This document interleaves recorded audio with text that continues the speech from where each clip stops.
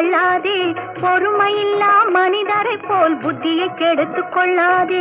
குறும்புக்கார வெள்ளாடே, கொடியை வளைச்சு தள்ளாதே, பொறுமையில்லா மனிதரை போல் புத்தியை கெடுத்து